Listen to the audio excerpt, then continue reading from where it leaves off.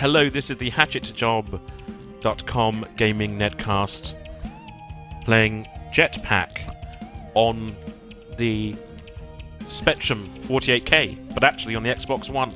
Why is there no music? What am I supposed to do? I'm supposed to collect rockets. Okay. I can't... Oh my god, what have I done? Oh, I have to put this down here? Yes. Okay. Then get this, and then drop this here. Oh my god! Okay. Fuel. Oh. Oh. Oh, how do I get the fuel in there? What do I do? Okay, I drop the fuel. Oh my god. Oh! Oh! This game was made in '83 by Chris and Tim Stamper, I think their names were, who started Rare. And they had an office in a place called Ashby de la Zouch, or de la Zouch, which is in... Do I have to land on this now? This is actually quite difficult. You know, honestly, the jetpack controls, in terms of... I use the right trigger to move up and down, and they're actually not too bad. It controls better than some modern games. Oh, that's nice. There's actually a decent amount of momentum. Almost feels like there's a physics engine in there, which I suppose there was, in that it was coded to react a certain way, so there would have been kind of, I don't know. But I think this must have been kind of revelatory when people first... Bloody hell. Must have felt kind of amazing. And it, even though there wasn't any music, but of course it had the, you know, it had custom playlists because you could put your tape player on in the background. I'm not sure if Walkmans were around in '83, or if they weren't terribly expensive. So maybe teenagers would have had an LP going in the background with some new romantic music or something like that. So yeah, so this town, Ashby de la Zouch, I always wondered where the name came from. I looked it up, and it's a family called the de la Zouch family, or the de la Zouch family. And I think Ashby's a kind of a Danish origin word, meaning ash trees or something. I don't know. But I looked up Ashby de la Zouch in Leicestershire, and or de la Zouch, and oh bugger. And it turns out that there was a woman called in what was her name? Dolly Shepherd, who in the early 20th century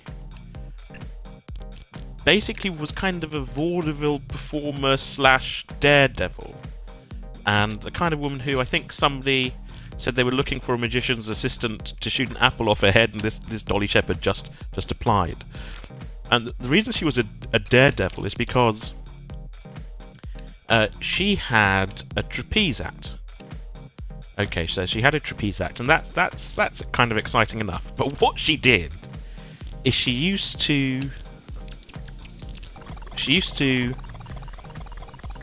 have the trapeze attached to the bottom of a hot air balloon, which of course would float up as the rocket had just done, and the hot air balloon would then float down to the ground later. However, when it floated to the ground, Dolly Shepherd wasn't on it. Who are these little puffballs? These tribble-style things. Because what she did, so the hot air balloon... This is getting really... I have to concentrate here quite a lot. Oh my god!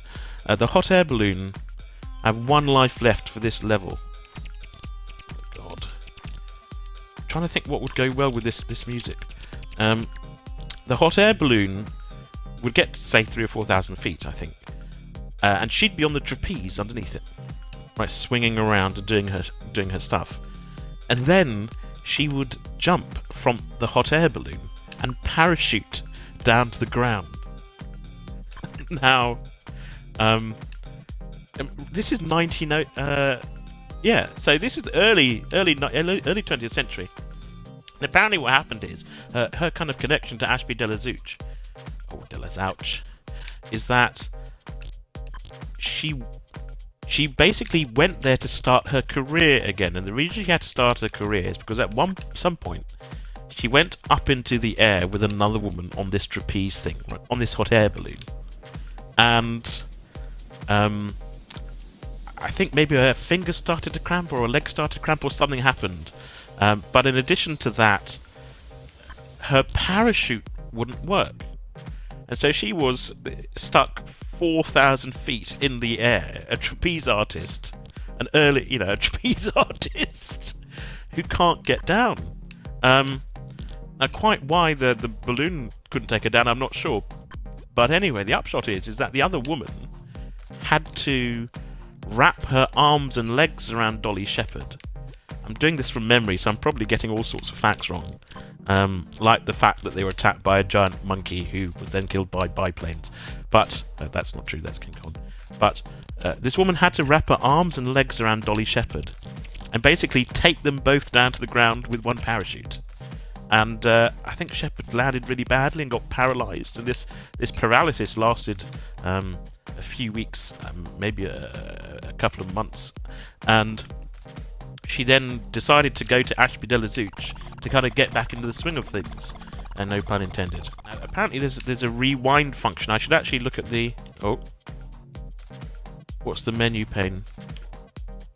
Resume options. Rewind is left trigger. Okay, that's very clever. Hover, fire, hover. Right stick is filter. What does that mean, filter? Ah, interesting. Beep, beep, beep, beep, beep. Beep, beep, beep, beep, beep, beep.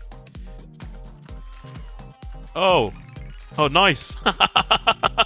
That's very cool. Oh, where do we need to go? Drop off the side here? Oh, it's like Pac-Man. Ah, you can go from... So I don't just have to move horizontally and vertically. I can actually... Okay, that's quite cool. Oh, look at that control, ladies and gentlemen. Look at that... Oh, let's do that again. Beep, beep, beep, beep, beep, beep. Beep, beep, beep, beep. I've turned into that robot from Buck Rogers. And the dog in Buck Rogers was actually a chimp. In that Muffet, or Muffin, whatever it's called. Muppel? It was a dog. It was a chimp. I'm pretty sure it was a chimp. God, there's something really kind of weird. I mean, I'm very pro science and stem cells and all that kind of stuff. But there's something deeply weird about dressing a chimp up as a dog for a science fiction series. It's not natural. It's against the laws of man.